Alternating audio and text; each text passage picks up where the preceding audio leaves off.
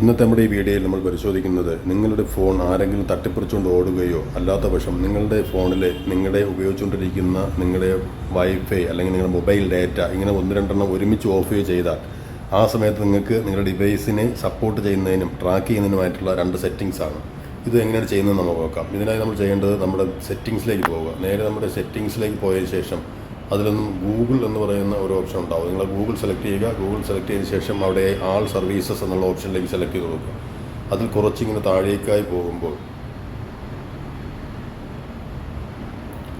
ഇവിടെ നിങ്ങൾക്ക് കാണാം തെറ്റ് പ്രൊട്ടക്ഷൻ എന്നുള്ള ആ ഒരു ഓപ്ഷൻ നിങ്ങളത് ക്ലിക്ക് ചെയ്യുക. ഇത് ക്ലിക്ക് ചെയ്യുന്ന സമയത്തായി നിങ്ങൾക്ക് കാണാം നിങ്ങളുടെ ഫോണിനെ സംരക്ഷിക്കുന്നതിനായി ഈ തെറ്റ് ഡിറ്റക്ഷൻ ലോക്ക്, അതായത് നിങ്ങളുടെ ഫോണിൻ്റെ സെൻസറുകളും മറ്റും പെട്ടെന്നുണ്ടാകുന്ന ആ ഷേക്കിനെയും ആ ഓടുന്ന റണ്ണിങ്ങിനെയും മനസ്സിലാക്കിക്കൊണ്ട് നിങ്ങളുടെ ഫോണിനെ ലോക്ക് ചെയ്ത് സേവ് ചെയ്യുന്നതിനുള്ള സാധനമാണ്.